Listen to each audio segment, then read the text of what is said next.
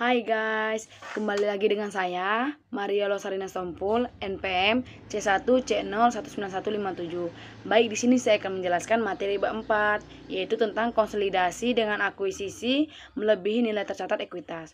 Baik, di sini saya akan menjelaskan akuisisi pada nilai yang tidak sama dengan nilai tercatat, walaupun fokusnya pada melebihi nilai tercatat. Dalam praktiknya, jarang akuisisi ini dilakukan dengan menyerahkan nilai akuisisi yang sama dengan nilai tercatat. Karena sebelumnya melakukan perubahan, mengakuisisi itu pasti melakukan yang namanya uji kelayakan atau disebut dengan regen. Apa yang dilakukan oleh perusahaan pengakuisisi sebelum melakukan akuisisi terhadap uji kelayakan? Baik, di sini ada dua pengujian untuk memutuskan apa dia melakukan akuisisi atau tidak. Yang pertama, apakah perusahaan ini sudah memiliki reputasi yang baik di mata pelanggan?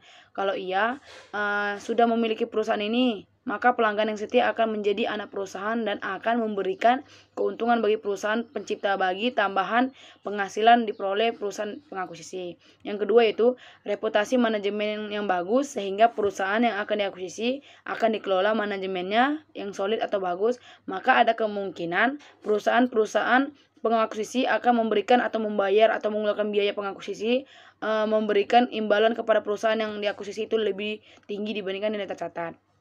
Karena kenapa?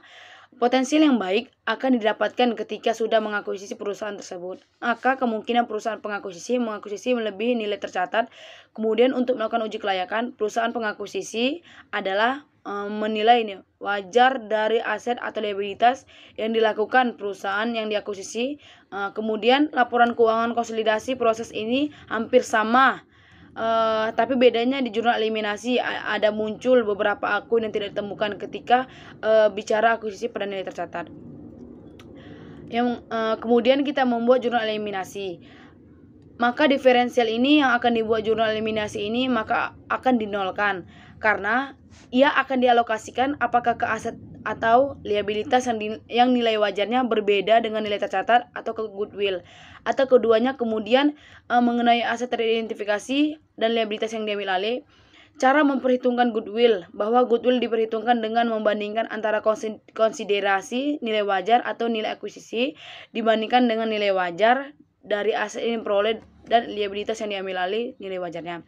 Kemudian jurnal eliminasi akan mengalokasikan diferensial, maka akan dinolkan dengan cara didebitkan diferensial. Sebelumnya ia dikreditkan.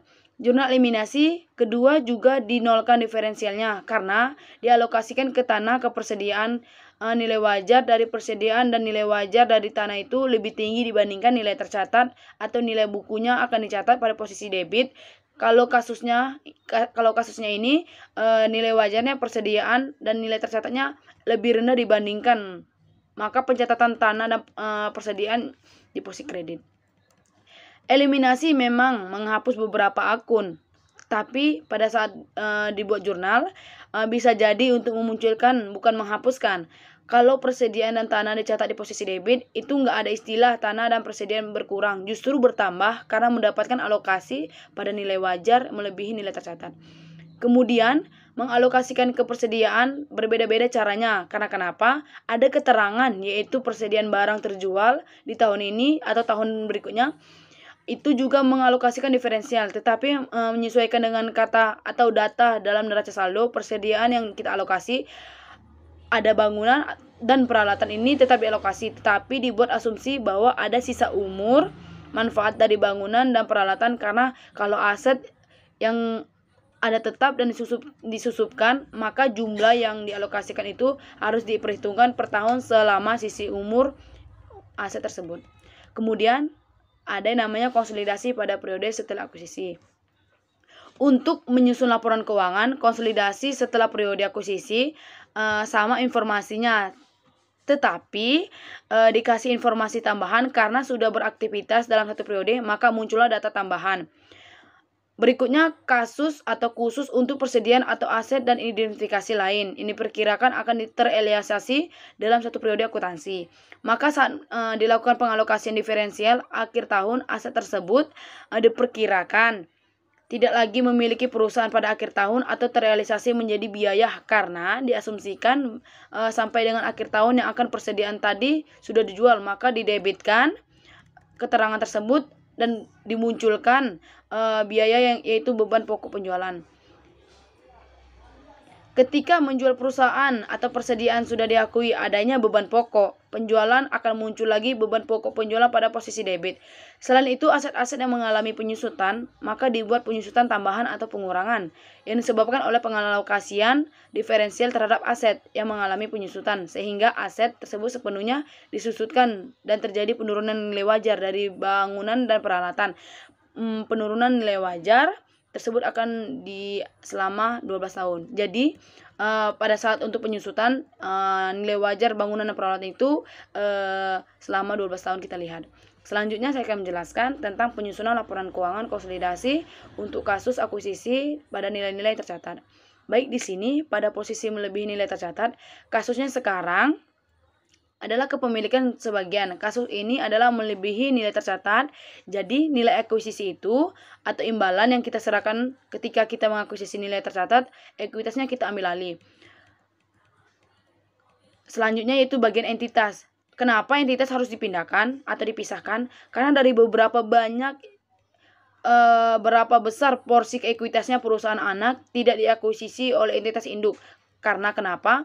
Di dalam laporan laba rugi dan penghasilan komprehensif ini lain juga nanti ada bagian bawah itu ketika perusahaan melaporkan dia memperoleh laba bersih periode berjalan sehingga sekian, maka dirinci apa yang bagian yang diatribusikan pengendali atau berapa laba yang merupakan bagian dari miliknya kepentingan dan pengendali untuk alokasi dan atribusi laba atau rugi periode berjalan. Kemudian, ketika perusahaan akuisisi melebihi nilai tercatat, maka muncul diferensial.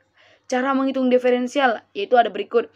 Ketikan ini betul karena nanti pembahasan soal kita masih berhubungan dengan menunjukkan diferensial. Diferensial ini nilainya ditentukan selisih antara nilai akuisisi atau disebut dengan nilai wajar konsiderasi, dan itu sama artinya dengan artian nilai akuisisi dan nilai konsiderasi itu akan dibandingkan dengan nilai tercatat atau nilai ekuitas dan nilai buku tercatat dari perusahaan anak atau selisih, itulah yang namanya diferensial, misal mengeluarkan akuisisi nilai. Kemudian ada juga perbedaan munculnya karena goodwill. Cara menghitung goodwill adalah kita bandingkan dulu antara nilai wajar konsiderasi atau nilai akuisisi. Terus kemudian dibandingkan dengan nilai wajar dan nilai aset yang diperoleh dan ekuitas yang diambil alih. Jadi diferensial itu dihitung dari investasi atau nilai akuisisi dibandingkan dengan nilai buku, nilai dari aset bersih, maka nilai buku aset dan nilai buku liabilitas itu adalah dikurang dengan liabilitas. Kemudian kita bandingkan nanti kalau seandainya ada perbedaan nilai wajar dan nilai bersih dengan nilai buku aset bersih, maka itu juga menjadi penyebab terjadinya diferensial, yaitu penyebabnya karena adanya selisih antara nilai wajar dan nilai buku yang diidentifikasi diperoleh dengan liabilitas yang diambil alih atau diferensial disebabkan karena adanya goodwill. Sedangkan untuk tahun atau untuk tanah itu tidak dapat menghapus dan diferensialnya 1. Karena kenapa? Karena tanah itu adalah aset yang tidak mengalami penyusutan dan untuk menyesuaikan diferensial terkait persediaan. Persediaan itu sudah tidak ada lagi pada perusahaan Andalas.